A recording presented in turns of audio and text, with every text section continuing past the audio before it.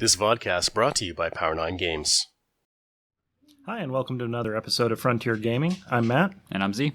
And today we're looking at the TIE Advanced Prototype, the Inquisitor TIE Fighter from the popular show Rebels. Indeed. And this is one of the Wave 8 ships that came out, and I think we're both pretty excited about this ship. Yeah, I'm a huge Interceptor fan, so this ship is my dream. Yeah, so let's take a look at the ship as a whole. Yep, so the base stats of this thing is 2 attack, 3 evade, 2 hull, 2 shields. It's got a missile upgrade, the focus, target lock, barrel roll, and boost actions. And the base guy, signing your test pilot, comes in at 2 PS with 16 points. So a pretty nice base package here. A little bit better, or pretty similar actually to the TIE Advanced, but clocking in at quite a few less points. Yeah, for sure. It's the stat line's a little modest, but the actions are bananas. Yeah, so. Yeah, it's got the actions you want, except for evade. It doesn't have the evade action. Yeah, that's true. If only there was some way around that. Yes, yeah, we'll get to that a little bit later, but basically does have the evade action, as it turns out. And cheap hull, good stats all around. I think good classic TIE Fighter stats, and the dial actually is pretty spectacular. It's almost the TIE Interceptor dial, but instead of having 2 bank and hard green, it has 1 bank and hard as green. So it can kind of do the TIE Interceptor thing, but just slower. Yeah, so it's a great dial. It's a great dial. It can still do that 5 forward straight. It's a white maneuver, but it can go fast and it can go slow. I think it's gonna see a lot of play. Whatever you want. Yeah. But so we already talked about the pilot skill 2 guy. So the next one is the pilot skill 4, Baron of the Empire, and he's 19 points. Pretty much the same, except it adds in that EPT slot. So solid slot. PS4 is a good place to have it. It's classic Empire PS4 with an EPT.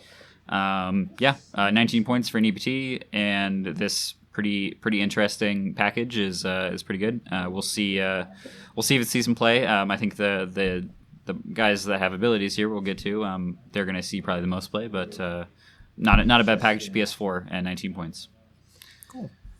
All right, first guy with pilot skill is Valen Rudor. He's unique PS6. He's got the EPT, and then his ability is after defending, you may perform a free action, and he's at 22 points. So this is a pretty good ability. I like that guy. Yeah. You got that's a great a whole bevy of actions. You have innate, boost, and barrel roll, so you can do a ton of positioning after you've been shot at. And he's PS6, so he's kind of right there in the middle. So those aces that shoot at him, he's going to be able to maneuver out of the way, and maybe dodge some shots from other aces or from lower PS guys. And against low PS guys, he can do his all positioning stuff. And then if he's got those spare actions after they've shot him and stuff, he can maneuver out of the way and maybe dodge some arcs. Yeah, I kind of picture the situation with like Wash from Firefly, just we're getting shot out. And he's bailing out of the way and doing everything to dodge out of the way. Just like having a second opportunity to arc dodge is an incredibly powerful ability. There's lots of builds that center around actions that happen in the combat phase, so just having the innate ability to do that, very similar to like a Tur Fenrir who gets to do that after he shoots. You can boost a barrel roll. Just really cool. Cool. All right, next, and I think this is our final pilot card. Yep. But pilot skill 8, the Inquisitor, capital T, capital I. So this is him. The man himself. Yeah, 25 points. And when attacking with your primary weapon at range 2 to 3, treat the range of the attack as range 1. This guy is Yowza. The sauce. So basically now he's a 3 attack dice ship. So Interceptor stat line, but instead of 3 hull, he's got 2 shields and 2 hulls. So more HP. Did I say 25 points? Yeah, less points than a high PS Interceptor, but has the same stats as a high PS Interceptor and his high PS, and has a target lock, so he can be accurate as well as defensive. He's an incredible package. So what happens when you're treating him as range 1 when it's 2 to 3? Because get it on both ends. Yeah, so now you are getting you can go slow, so you can kind of stay back and stay out of that range 3. You get your range 1, so you get your 3 dice. They don't get any defensive bonuses, and then you get your defensive bonuses. I'd say incredible. I think the other the main thing people are looking at with him is he cancels auto thrusters because you can't be range 2 to 3 of. You can't be range 3 of him because you're always range 1. Cloaking devices, maybe. He's good against cloaking devices because he gets those attack dice. They don't get their crazy evade. They won't have. You won't be a phantom with 5 defense dice against this guy. Yeah. And he can be so super good accurate versus too. other Imperials too. Yeah, I think he's going to be an ace hunter. He's only PS 8 unfortunately, which I mean, can complain about his PS 8 I guess, but Crocodile tears. You're probably you're putting PTL on this guy. I think the greens on the ship are amazing. So it seems like a missed opportunity if you don't. Yeah, and he's just got actions for days, and maybe put a missile on him as well. So it's important noting that he will not be able to use proton rockets at range 3 because it says specifically when he's making primary weapon attack. Right. So you won't be able to take advantage of that with the proton rockets. But there are plenty of missiles that are range 2 to 3 if you want to do that kind of stuff too. So. Solid package in my opinion. Yeah, super cool. And the fact you get, I think the hallmark of this ship is how few points it costs. Yeah, for what you're getting. And you can get 2 really good, pretty elite pilots out of this one pack. So yeah, for sure. What about our upgrades? What are we looking at there? Yeah, so we'll go into upgrades here. We got 2 that we've seen before. First of which is an EPT called Deadeye.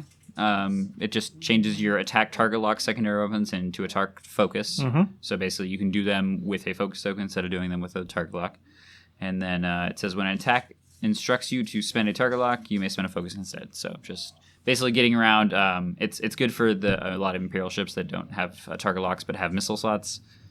Or if you want to be able to spend your focus like you're doing a focus evade kind of push limit type thing. Or well, you can't do that. But anyway. There's stuff you can do with the focus on recon specialist ships that want to take double focus instead of taking a target lock. You can do Deadeye. Anyway, and then the other one we've seen before is homing missile. It's a 4 dice, 2 to 3 missile for 5 points that says the defender cannot spend evade tokens. So think people are going to start playing those? I think on this ship is actually pretty good. Really? Okay, cool. I'll have to try that out. Yeah. Okay, so now we're into the unique ones for this new upgrades. Bear with me, this is a mouthful. So we got a missile upgrade for 1 point, 3 attack, range 1 to 3.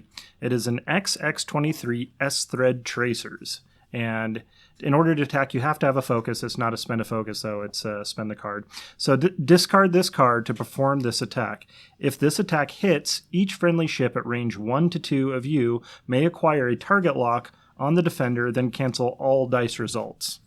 Okay, so how many points is that? That is 1 point. All right, so 1 point, you don't damage them, but if you hit, you can toss a bunch of target locks out. This can be good in a swarm, maybe. Yeah, swarm, definitely for sure. If you got a swarm headed by a ship like this ship or maybe a TIE Advance that's got the missile slot for 1 point, you can basically toss out a ton of target locks. Then you get to play the fun game of trying to find all the matches. Yeah, exactly. Yeah, like, all right, I got to discard this one. And, I think the only downside of that is what value are you getting out of all those actions? It could be good though. Yeah. It could be a way if you're playing an ordnance heavy list to toss a bunch of target locks out without maybe if they don't have the extra action synergy. You got some like low PS like bombers or something. Mm-hmm. They take a focus and then you give them a bunch of target locks. You can kind of mitigate that penalty there. And so actually in just a full like swarm of low PS bombers, you could have the first one shoots out a thread tracer. Yep. And then the rest of them do some actual ordnance, and you can kind of have this ability to alpha strike things down. Multiple actions on bombers, which is I think one of their main downsides. They can't take those double actions. So. Yeah, exactly. So that kind of helps mitigate it. Another thing that's awesome in ordnance ships is our next one called guidance ships. It's a modification. It says once per round when attacking with a torpedo or missile secondary weapon, you may change 1 dice result to a hit result, and you can change to a crit result if your primary weapon is 3 or higher, and that's 0 points in a modification slot. That basically you're doing a minimum of 1 damage with your ordnance, more likely multiple damages. That's really good. So yet another thing to help out those people like those kind of ordnance builds. Yep. So now with your swarm of ordnance bombers or something, you can get some rerolls. You can get some automatic damage. If you've taken focus tokens, then you can change your eyes into focus as well. Mm-hmm. Just a lot of accuracy buffs for those ordnance, which I think is important. It's sorely needed. I think so you can nothing feels worse than actually using a one use. And then you throw like a proton torpedo, you roll like 1 damage on it, and you're like, well, there goes 4 points. So. Yeah. But with this, you can get some kind of base automatic accuracy with some free target locks and free damage. I like B-Wings with that. Yeah. Because they've got that native 3. Yep. Yeah, and then they can get that free crit there. It's not a bad idea. Yeah. And then 10 nub and wait. Yes. Yeah. Yeah. Okay. Yes. Pieces are coming together here. It's gonna be exciting stuff. Yeah. Wave 8 for the win. All right. So next we have the TIE V1 title, 1 point, and TIE Advanced prototype only. After you acquire a target lock, you may perform a free evade action. That's pretty good. Yeah. Yeah. So now we're pushing the limit on our TIE Advanced prototype. We're getting a focus. We're getting a target lock. We're getting an evade.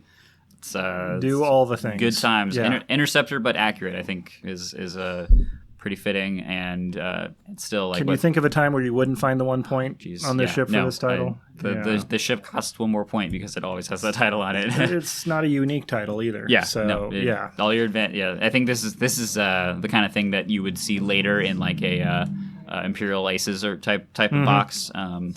So it's the fact that they're recognizing like they can have the spaceship and then maybe throw in a couple points there.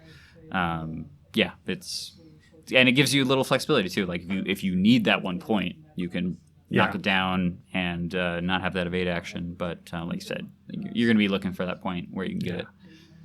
But so I think, is there anything else we haven't covered? But other than it is just a beautiful ship too. Yeah, it's super cool looking. They've done a really good job on all these models, as they usually do. Yeah. So, but definitely, I think we'll see this out on the table in various different lists. But very exciting. Please let us know what you think if you get a chance to try it out, and leave comments. And don't forget to share, like, subscribe. Thanks for watching. See you guys next time.